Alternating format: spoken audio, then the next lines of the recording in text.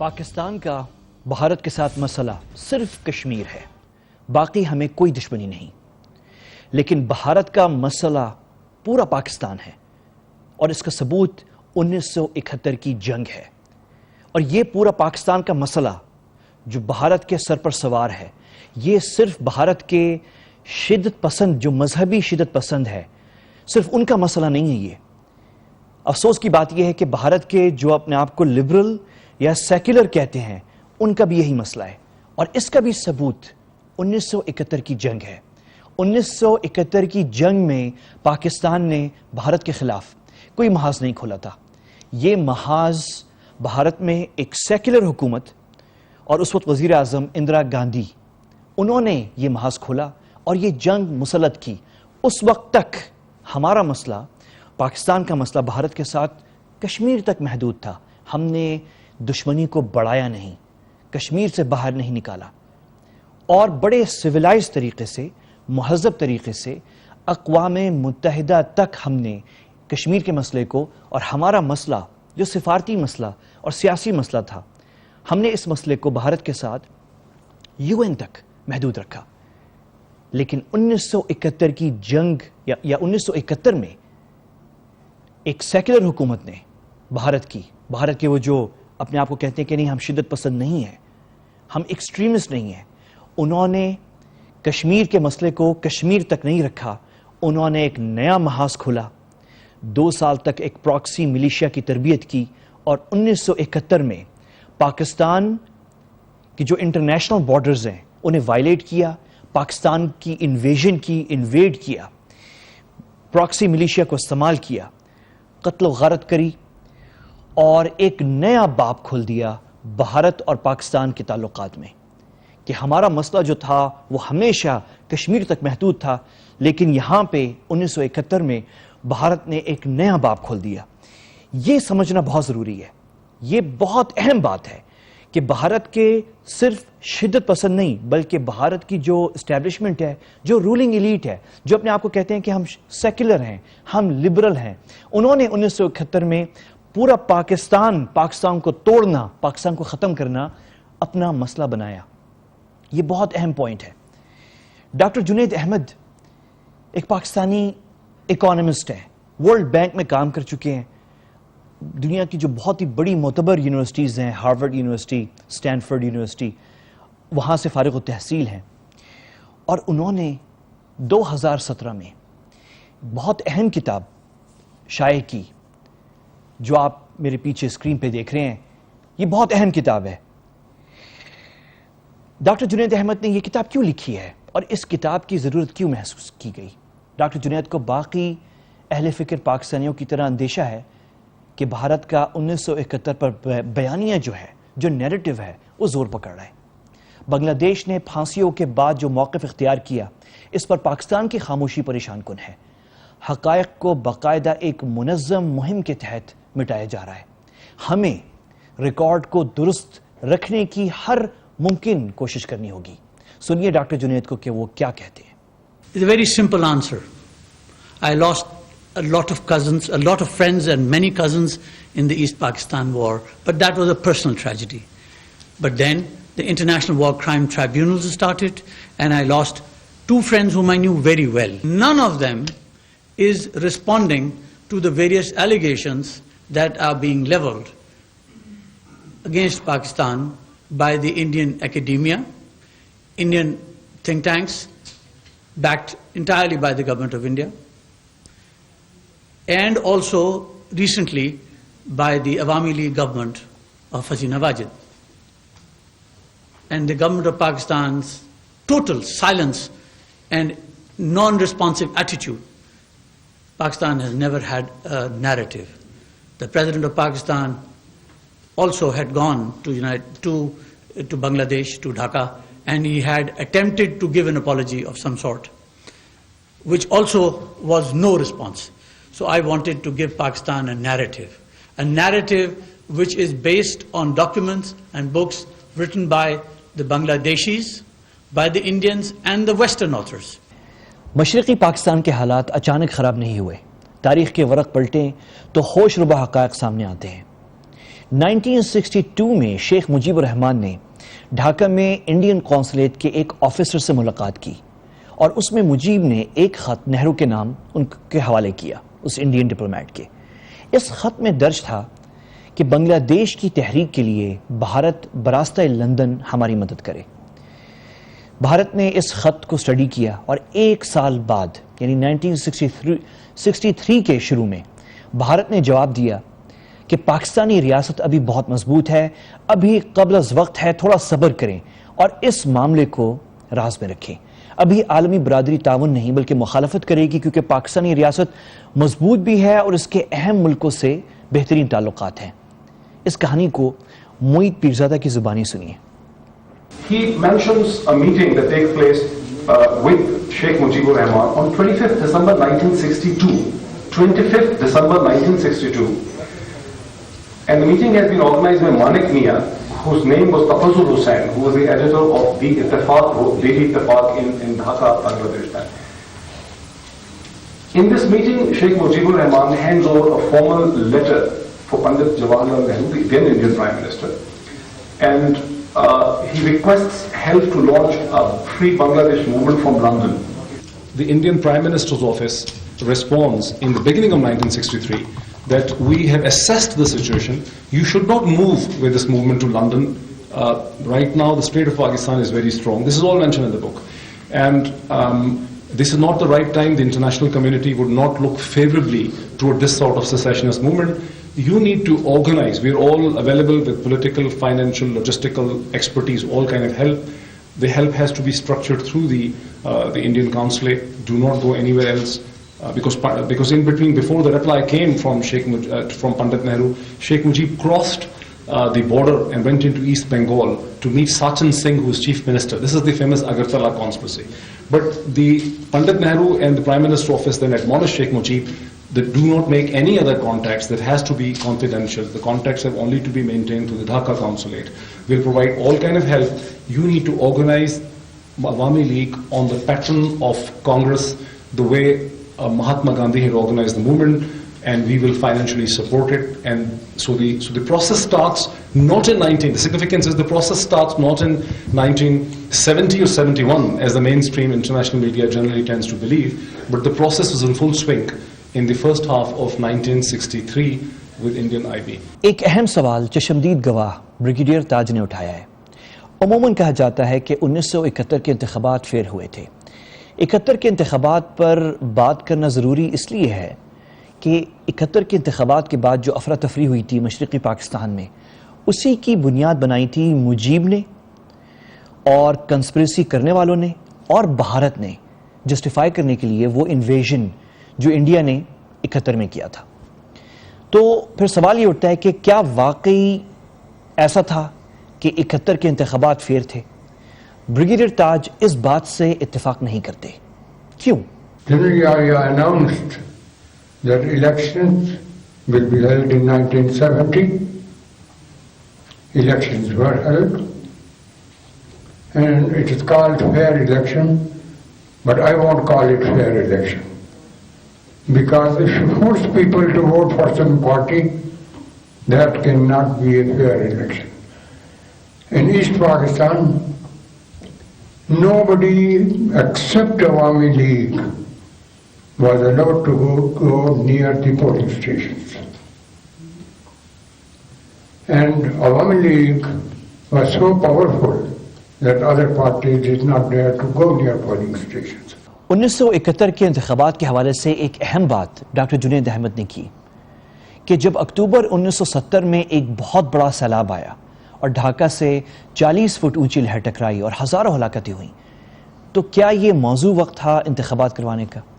اس سانحے سے صرف 2 ماہ بعد ہم نے انتخابات کروا دیے۔ سنیے ڈاکٹر جنید کو۔ We talk about this 1970 elections. Just remember that the elections took place in December 1970 to elect an assembly to make the constitution of Pakistan. Okay? And remember please that in October 1970, East Pakistan had received a major cyclone.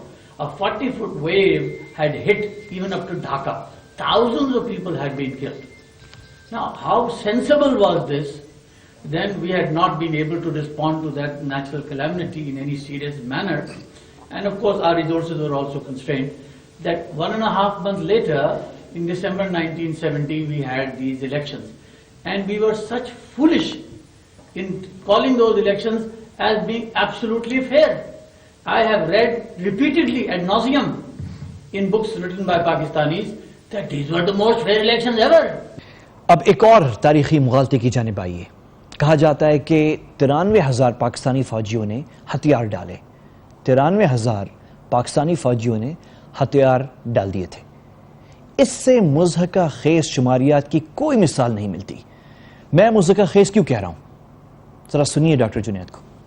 The surrender of the 93,000 soldiers.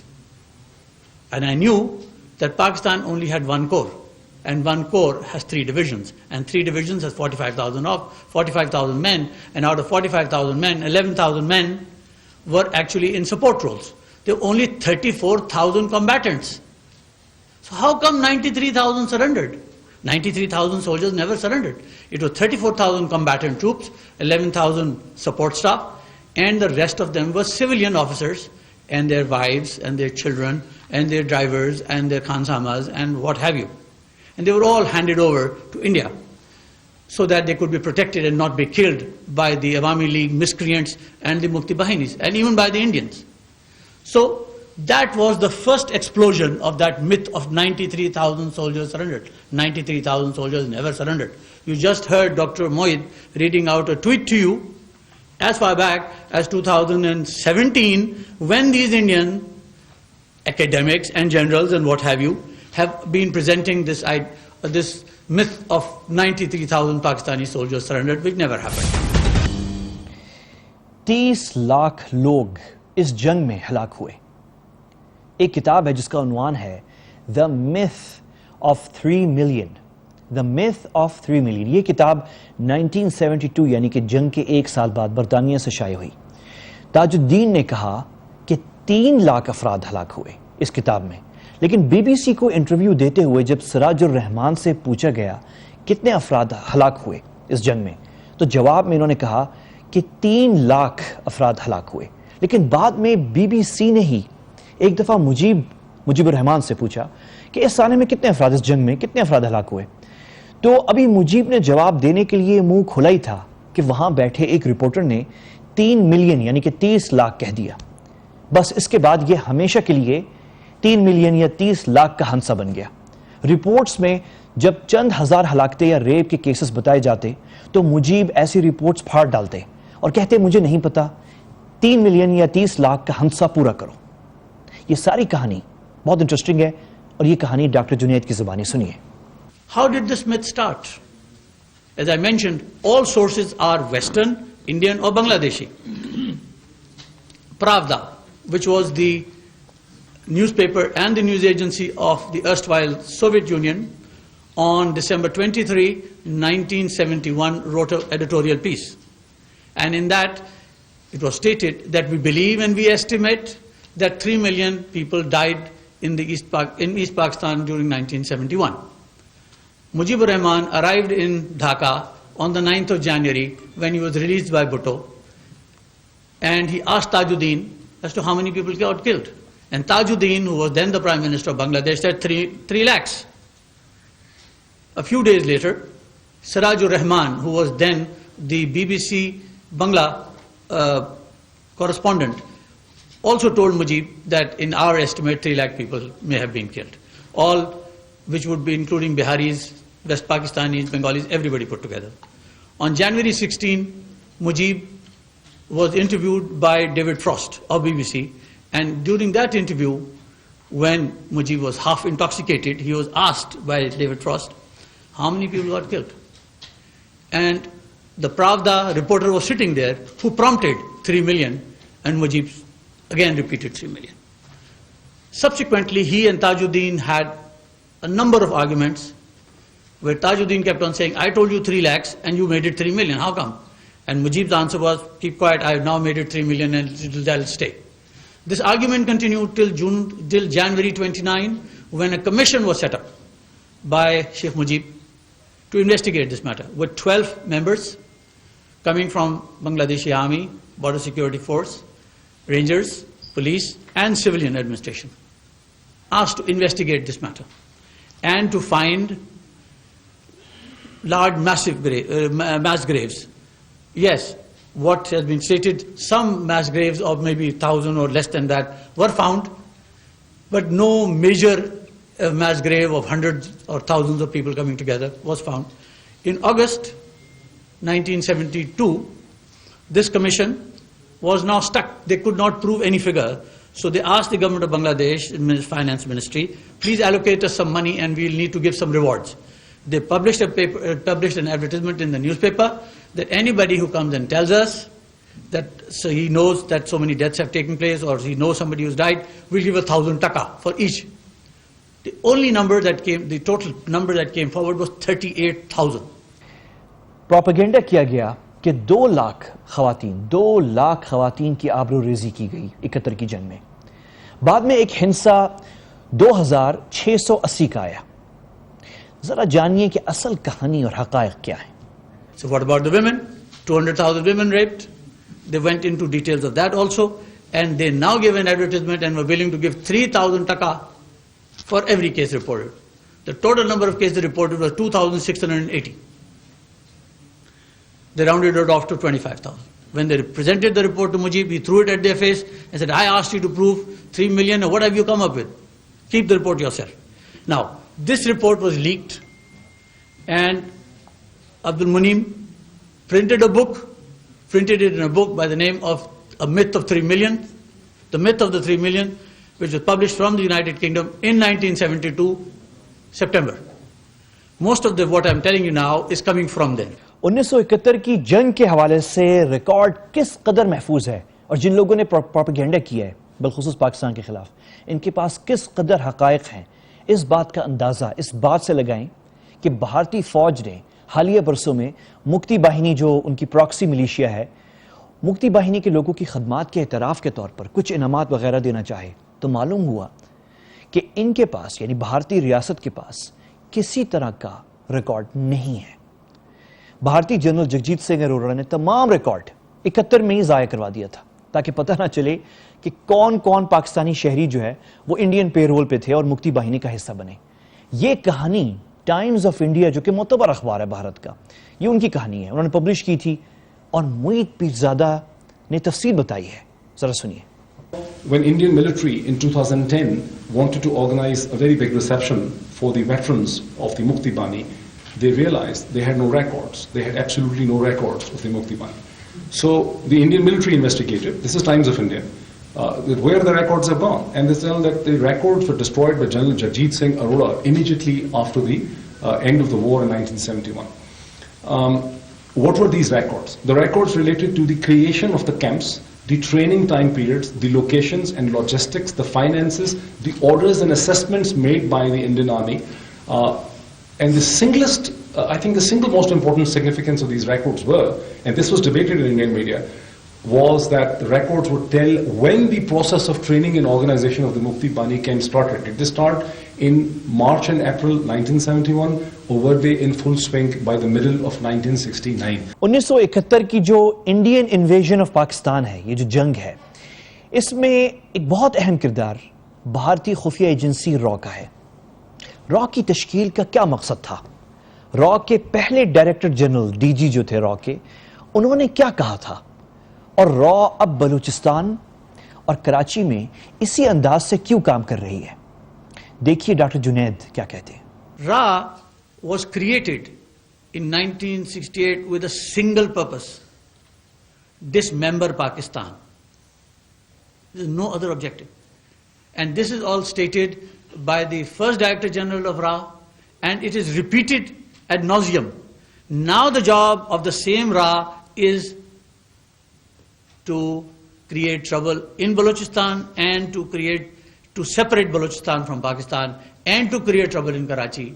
And I would wish that we become cognizant of this and are able to take at least some steps now, which we did not in 1971, and we had to face the debacle which we did. مشرقی پاکستان کی دارالحکومت ڈھاکہ میں mister Bhutto اور مجیب کے مابین 40 minute کی ملاقات میں کیا بات ہوئی تھی یہ ان دونوں افراد کے علاوہ کوئی نہیں جانتا. 19 مارچ کو مجیب نے جنرل یحییٰ کو اس ملاقات کے حوالے سے کیا کہا. سنیے بریگیڈیئر تاج کیا کہتے ہیں. Meeting was held between Sheikh Mujib and Bhutto separately in the lawn of President House, Dhaka, and they talked for about 40 minutes. What they talked, no one knows except Sheikh Mujib and Bhutto. If anything leaked out, it leaked out either from Bhutto or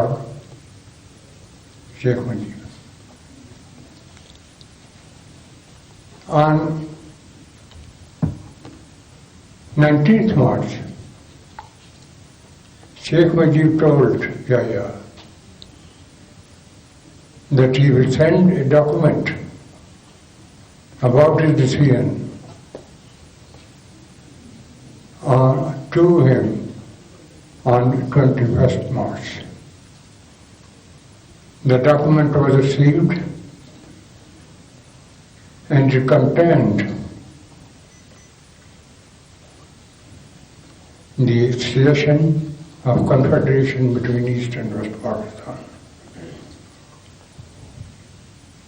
which of course was not acceptable. مشرقی پاکستان میں اچانک حالات کیسے خراب ہو گئے؟ کسی مغربی پاکستان سے تعلق رکھنے والا بینک سے 8,000 سے زیادہ رقم کیوں نہیں نکلوا سکتا تھا؟ پھر فوج پر حملے ہوئے، شہادتیں ہوئیں، لیکن آخر تک فوج نے ہتھیار کیوں نہ اٹھائے؟ بریگیڈیئر تاج ایک چشمدید گواہ ہیں، تفصیلات بتا رہے ہیں. On 23rd of March, it was decided that military action in East Pakistan will be taken. This was the situation all over East Pakistan. Everywhere, every cantonment suffered because of the Sheikh Mujib's orders that were issued. So much so our pay could not be withdrawn from banks, and banks were ordered that not more than 8,000 rupees will be paid to any West Pakistani, may be an army man or otherwise. So military action was taken. Dhaka university کے حوالے سے کہا جاتا ہے کہ 7,000 ہلاکتیں ہوئیں جس میں ٹیچرز تک شامل تھے. جس دن کا یہ واقعہ ہے مشرقی پاکستان کے تمام تعلیمی اداروں میں چھٹیاں تھیں. ڈھاکہ یونیورسٹی آپریشن میں حصہ لینے والے بریگیڈیئر تاج کی زبانی حقیقت جانیے. I read somewhere that 7,000 people were killed on that night, and including teachers. What were teachers doing at 1 o'clock at night in their colleges and universities when these were closed on 2nd of March? This is all Indian propaganda and a false propaganda. Major Ikram Sehgal Dhaka کے حالات کے چشمدید گواہ ہیں. انہوں نے بہت سے لوگوں کی جان بچائی. ڈھاکہ میں کیسے آگ لگی اور ہر طرف پھیلتی چلی گئی اس حوالے سے بتا رہے ہیں.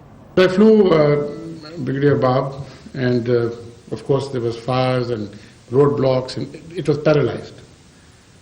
But then when I landed back, Colonel GS at that time, Colonel Akbar, he ordered me, he said, go and rescue as many people as you can. So I flew back and I picked up people from the center of the pitch in Dhaka Stadium, picked them up from DIT, the building, picked them up from near Baitul Mukarram, picked them up from the farm gate. Wherever I could pick up, drop. I did that for a good about an hour and a half. And then came back, and by this time, it was clear that Dhaka was paralyzed.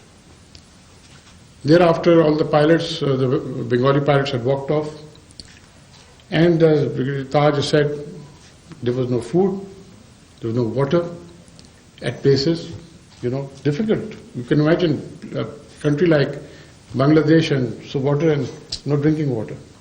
So we were then ferrying, without authorization, flying aircraft like Fokker 27s, seaplanes, anything that we could lay our hands on to deliver to Sri Mandal, to Shaistaganj, to God knows how many places we went to, just delivering things. On fourth morning at 4 o'clock, General Sabda Yaqub told me, he said, I want you to go to Chittagong immediately and tell me what's happened in Chittagong. So while I was going out, my batman said, because he'd overheard me speaking on the telephone, he said, he was half Bengali, half Bihari. He said, sir, can you please find out, my parents live in Firoz Shah Colony. That is next to the railway station. So I flew out on 4th of March, and coming near to Chittagong, I saw this, there was a haze there, but there were fires coming out from the haze. But I went lower down, and by the time I got there, it was light. And Firoz Shah Colony and TNT Colony were burnt out, totally. There were dead bodies lying all over. They were Bihari colonies, basically. सुनने में आया कि एक Pakistani unit ने बगावत कर दी है। इकराम सहगल को मालूम हुआ तो हेलीकॉप्टर पर बेखौफ खतर इस यूनिट जा पहुंचे। आगे क्या हुआ, मेजर इकराम सहगल से जानिए। When I heard that the unit that my father raised on 7th February 1949, 2nd Battalion of the East Bengal Regiment, and which I had grown up in, and my father commanded thereafter, had revolted 26 miles away from Dhaka, I didn't believe that. But because a day before, there was a helicopter, I was on joining time, but my helicopter which was on test, to be tested out because it was repaired, so they said take it out for a test flight. So on a 26 miles away, my unit, I took the helicopter, landed there in Jaidapur, met all the officers. There were 4 West Pakistani officers. They were all hail-hearty, everybody else. There was no sign of a revolt there or something like that. Came back. So next day when I was told that your unit is revolted, it was unbelievable. Bangladesh में जो फांसियां हुईं और जिस तरह की नफरत और तासुब का मुजाहरा किया गया, इस पर इंटरनेशनल माहिर कानून बिलाल अहमद सूफी की राय सुनिए। The War Crimes Forum, shall we say, because it is not even a criminal court in a proper and a true sense, because the law which creates this actually excludes provisions of Bangladesh Criminal Procedure Code. It also excludes the application of law of evidence of Bangladesh, which means that you can introduce hearsay evidence in the trials that have been carried out in Bangladesh recently. There's also another legal problem with this. You are so far away in terms of time from the venue of the scene of crime. 45 years. वकुआ इतना पुराना है कि उसकी evidence collection is an uphill task. Witnesses have finished, material is not available, and it is very difficult to attribute a certain wrongful act to an individual and based on that hang him. Third, there has been a very serious miscarriage of justice, what we call the fair trial guarantees that Bangladesh is under international law duty to honor by virtue of having ratified International Covenant on Civil and Political Rights, which basically means access to the lawyers by the defense. And we know for a fact that lawyers who wanted to represent Jamaat Islami leaders were denied access to them. The witnesses that were wanting to be there in Bangladesh to prove alibi of several of these people were declined permission to travel, and the time given to defense was extremely limited by general criminal standards. कोई शक नहीं कि doctor Junaid की ये किताब बहुत अहम है और रिकॉर्ड की दुरुस्तगी के लिए अहम दस्तावेज है, लेकिन क्या हम इस किताब से कोई और कानूनी फ़ायदा भी उठा सकते हैं? इंटरनेशनल माहिर कानून और पाकिस्तान के साबिक फेडरल मिनिस्टर बिलाल अहमद सूफी एक इंतहाई अहम कानूनी नुक्ता बयान कर रहे हैं। This constitutes sufficient material for investigation in any court of law. This constitutes the starting point. And this is very interesting because it has never been introduced before, that the Gazette of Dhaka was documenting the killings that were being undertaken by non-Bengalis, by Bengalis against each other. Apart from that, Dr. Junaid's books also talks about, and something that Dr. Moeed was alluding to, a very formalized process to dismember Pakistan which had commenced since 1962. And it continued and it transpired into this, which also included outright violation of Article 2.4 of the UN Charter itself. When you are sending forces, when you are training people, when you are arming people to carry out resistance or insurgency, that is a serious violation of international law. Somehow this has been so blatantly done, so consistently done, that we seem to have missed out the obvious. So at a state responsibility, Indians face this charge of having intervened in Pakistan with an intent to dismember it, with an intent to destroy its sovereignty, with an intent to wage war on the state of Pakistan. This is a criminal offense in terms of Section 121 of Pakistan Penal Code and Section 121A of the Pakistan Penal Code. So if Dr. Junaid were to go to SHO Islamabad today and say this book be viewed as sufficient material, it is a cognizable framework. آج پاکستان میں جو کچھ ہو رہا ہے اس پر doctor Junaid 71 کی جنگ اور کراچی میں الطاف حسین کی کارروائیوں میں مماثلت دیکھ رہے ہیں. کس قدر حیرت انگیز مماثلت ہے. The other thing that I want to remind you, and all of you know this, there is a man who doesn't do it anymore, but he used to do it very frequently, sitting in London, Altaf Hussain, who would click his fingers and Karachi will close down. 23 million people closed down. And I live in Karachi and I know what kind of a havoc it was being created in the 90s and in the 2000s. Somehow or the other, I don't know who had this brainwave to shut him up. And now, like a TV that's been switched off, you don't have him give those speeches anymore. Mujib had done exactly that in East Pakistan in March 1970. Can you imagine the difference was, here is Muttahida, which was not coming out with sickles and swords and dandas all the time. They had Kalashnikovs and other things. But that is what had happened. So not only had they done massive killing in Dhaka, but all over East Pakistan. یاد رکھیے گا سانحہ مشرقی پاکستان سانحہ کم ہے اور بھارت کی طرف سے پاکستان پر مسلط کی ہوئی جنگ زیادہ ہے.